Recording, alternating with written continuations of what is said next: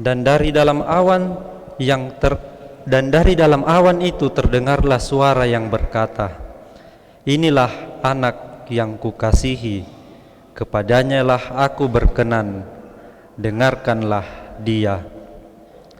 Saudara-saudari terkasih, beberapa tahun yang lalu sempat viral seorang pendakwah, sebut saja namanya Sakir Turun. Dia ini bukan warga Indonesia seperti yang Anda ketahui, tapi sangat senang menjatuhkan orang yang beragama lain, khususnya orang Kristen yang percaya bahwa Yesus itu adalah Tuhan, yang percaya bahwa Yesus adalah anak Allah. Dia pernah berkata dan menantang banyak orang Kristen, kalau Anda bisa membuktikan bahwa Yesus itu adalah anak Allah, khususnya lewat teks suci, lewat kitab suci, maka saya akan masuk Kristen. Tidak ada yang bisa menjawab itu. Malah justru polemik semakin berkembang di kalangan masyarakat, khususnya orang-orang Kristen. Saya ingat persis waktu itu ada salah satu romo senior menanggapi dengan cara yang sangat elegan menurut saya. Tidak dengan debat seperti yang disukai banyak orang, debat di media sosial, debat lewat YouTube, tapi dia menulis karena beliau adalah seorang akademisi, menulis di salah satu majalah Katolik. Dia berkata kurang lebih seperti ini, memang di kitab suci kita tidak akan menemukan kata-kata yang keluar dari mulutnya Yesus sendiri secara eksplisit, secara langsung, bahwa dia berkata saya ini anak Allah. Tidak ada. Tapi ada begitu banyak pengakuan bahwa Yesus adalah anak Allah. Anak Allah itu adalah gelar Yesus. Kita menemukan sebaliknya di dalam Injil, justru Yesus menyebut dirinya sebagai anak manusia. Seperti dia katakan tadi, jangan kamu ceritakan penglihatan itu kepada seorang pun sebelum anak manusia dibangkitkan dari antara orang mati. Anak manusia itu Yesus sendiri. Jadi si romo itu berkata memang tidak ada di Injil bahwa Yesus berkata saya ini anak Allah. Tetapi ada begitu banyak pengakuan dari orang-orang. Misalnya ketika Maria mengandung, malaikat Gabriel berkata, yang akan kau lahirkan itu adalah kudus, anak Allah. Ketika Yesus sudah lahir, para malaikat itu memuji, dia adalah anak Allah. Ketika Maria mengunjungi Elisabet berkata, siapakah aku ini sampai ibu Tuhanku datang mengunjungi aku.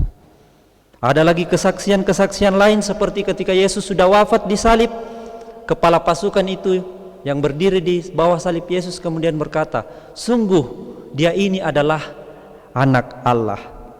Dan persis bacaan yang kita dengarkan hari ini, peristiwa transfigurasi atau perubahan figur, perubahan tampak Yesus itu, ada suara dari dalam awan yang berbunyi berkata, inilah anak yang kukasihi, kepadanya aku berkenan, dengarkanlah dia. Itu adalah suara Allah.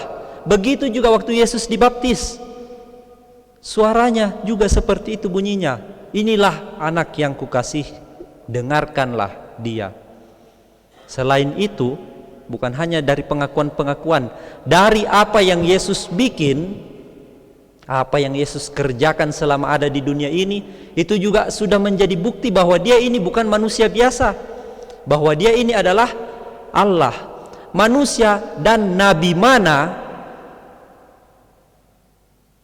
yang bisa membangkitkan orang mati? Ada begitu banyak mujizat yang bisa dia buat. Iblis saja mengakui Yesus sebagai anak Allah, sebagai Tuhan. Kalau Yesus berdiri di hadapan orang yang kerasukan setan, orang itu jatuh, iblis-iblis itu takut. Bahkan legion iblis yang begitu banyak yang membentuk pasukan itu, legion itu adalah pasukan, takut sama Yesus dan berkata, jangan sakiti kami. Suruh saja kami masuk ke babi-babi itu. Nah, jadi itu kemudian iblis itu disuruh masuk ke babi-babi, lalu babi-babi itu menceburkan diri ke dalam jurang. Maka Anda yang makan daging babi berarti makan. Nah. Jadi iblis saja takut sama Yesus, dan iblis mengakui bahwa Yesus adalah anak Allah. Apa yang Yesus lakukan? Adakah nabi sekali lagi yang bisa mengampuni dosa? Adakah manusia di dunia ini yang dengan berani berkata, saya ini adalah jalan, kebenaran, dan hidup? Dia berkata, saya akan pergi ke rumah Bapakku. Di sana ada banyak tempat tinggal, jadi kamu tidak usah takut.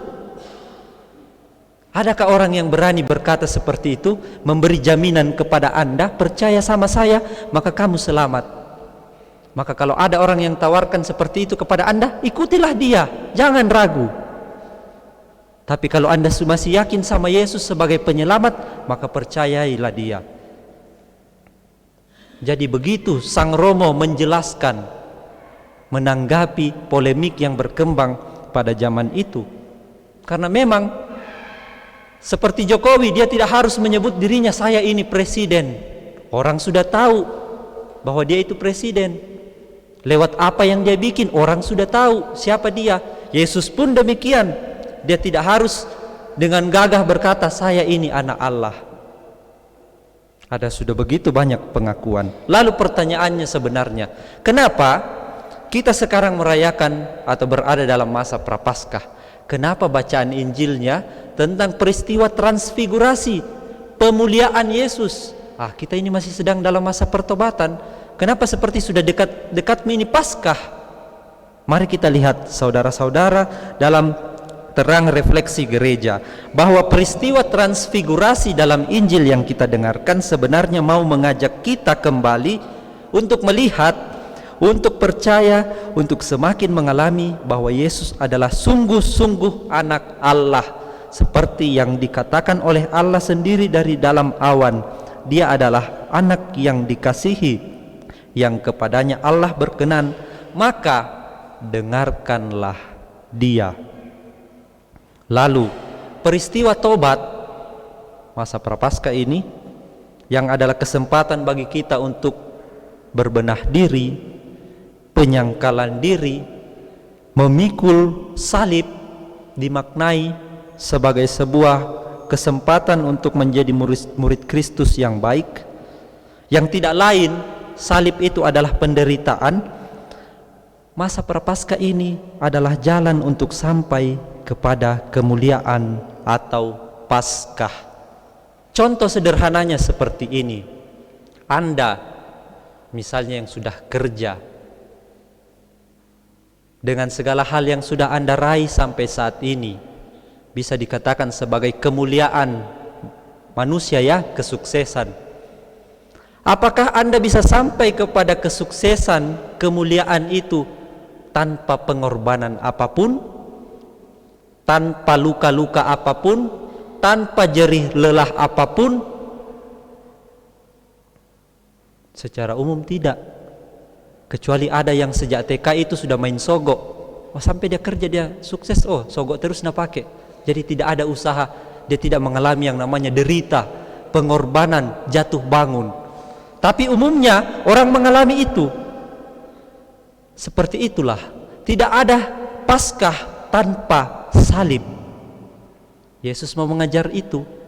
Maka peristiwa transfigurasi di mana Yesus dimuliakan di atas gunung sebenarnya mau mengajarkan.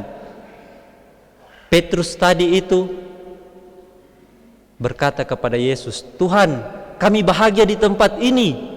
Bagaimana kalau kami bikin di sini 3 tenda? Satu untuk kamu, satu untuk Elia, satu untuk Musa. Kamu setujukah?" Wah, tidak ada setujui Yesus. Malah tiba-tiba ada suara dari dalam awan tadi, dan mereka ketakutan. Kenapa Petrus itu usulannya tidak disetujui oleh Yesus? Malah Yesus menyuruh mereka supaya kita turun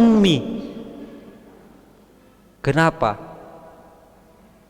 Karena Yesus tidak mau para muridnya itu salah tafsir. bahwa Mesias itu adalah Mesias yang mulia seperti itu tidak melalui jalan penderitaan. Ada sebuah mental instan di sini bahwa kebahagiaan kemudian dicapai itu dengan cara yang instan, tidak ada pengorbanan. Jadi dia mau Yesus yang mulia tanpa salib. Maka Petrus kemudian ditegur. Contoh yang sangat jelas juga kita dengarkan dalam bacaan pertama. Abram, sebelum namanya berubah menjadi Abraham, Abraham itu kan berarti bapa kaum beriman. Sebelum dia percaya kepada Yahweh, namanya masih Abram. Dia mendengarkan sabda Allah yang memerintahkan dia supaya kau tinggalkan kampungmu, lalu kau pergi ke suatu kampung negeri lain yang saya akan tunjukkan kepadamu. Anda bisa bayangkan kalau Anda berada di posisi Abram itu, apakah Anda mau ikut? Tapi karena memang Abraham ini orang yang percaya, maka dia mendengarkan Allah. Dia meninggalkan sesuatu yang sudah nyaman, kampungnya, pergi ke tempat yang dia tidak tahu akan bagaimana keadaannya nanti di sana. Nah, peristiwa itulah sebenarnya masa Prapaskah. Berani meninggalkan kenyamanan demi sesuatu yang lebih luhur nilainya. Dan itulah salib. Bacaan kedua, Rasul Paulus meneguhkan Timotius, sahabatnya, muridnya, ikutlah menderita bagi Injil Kristus. Itu adalah salib. Maka saudara-saudari, kemuliaan dari Allah tidak seperti yang ditawarkan dunia ini. Kemuliaan dari Allah itu sifatnya tidak instan seperti yang dipikirkan oleh Petrus. Kita tinggal di gunung saja, tidak usah turun. Karena kalau kita turun terlalu beresiko. Kita harus pergi inilah, pergi itulah, ajari orang inilah, ajari orang itulah, kesana kemarilah. Mending kita tinggal saja di atas gunung, sudah nyaman di atas sini. Tidak, kemuliaan dari Allah prosesnya tidak seperti itu. Kemuliaan dari Allah itu diperoleh dengan cara mendengarkan Sang Anak Allah yang menurut rencana belas kasih-Nya sudah memanggil kita. Kita bisa bertanya sebenarnya saudara-saudari, kenapa dari antara 12 rasul Yesus hanya 3 ini yang dipilih? Petrus, Yakobus, Yohanes, dan 2 orang bersaudara itu. Kenapa mereka ini yang sering ikut sama Yesus, bisa dibilang orang kepercayaannya? Apakah karena mereka hebat? Siapa bilang mereka hebat?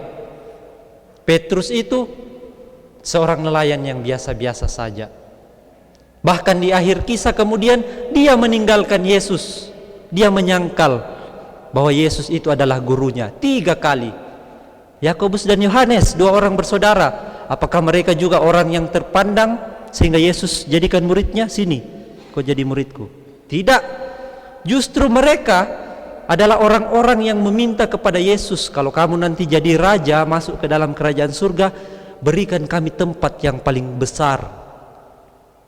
Yesus menegur mereka, siapa mau jadi yang terbesar, dia harus menjadi yang kecil dan menjadi pelayan. Jadi Yesus memilih murid-muridnya tanpa memandang kamu ini siapa. Yesus itu tidak pernah memanggil orang dengan standar tertentu, lewati yang namanya fit dan proper test. Tidak ada. Karena kalau kita mau pakai standarnya Yesus, kita semua tidak akan sampai. Seperti halnya para pengurus di dalam gereja. Betul bahwa kemudian Anda merasa, saya tidak layak pastor jadi pengurus, saya tidak layak jadi pengantar, saya tidak layak bertugas begini-begini. Pada dasarnya memang kita semua tidak layak, dan kami para pastorlah yang seharusnya dan berulang kali harus berkata seperti itu. Anda bayangkan seorang manusia yang berdosa juga dipanggil untuk mengampuni dosa orang. Bagaimana mungkin itu? Jadi kemudian janganlah orang berkecil hati ketika diberi tugas sebagai pengurus gereja, tugas pelayanan, lalu berkata saya tidak layak. Memang tidak ada yang layak di hadapan Tuhan. Sekali lagi, Sri Paus pun itu tidak layak, karena kita manusia. Tapi Yesus karena belas kasihnya memanggil kita, seperti dikatakan di bacaan kedua tadi, berdasarkan maksud dan kasih karunia-Nya sendiri, Tuhan itu memanggil kita. Jadi jangan berkata kemudian, biar mak tanda salib saja di depan orang saya sudah gugup setengah mati, sampai saya susah bedakan mana tanda salib Katolik, mana tanda salib Ortodoks. Bagaimana mau jadi mau jadi pengantar ini begini? Tidak. Jangan kemudian selalu berkata bahwa kita tidak layak, karena Allah memanggil kita bukan dengan standar tertentu, tapi karena belas kasih-Nya. Maka sekarang tugas kita adalah seperti yang diteguhkan oleh Yesus, berdirilah dan jangan takut.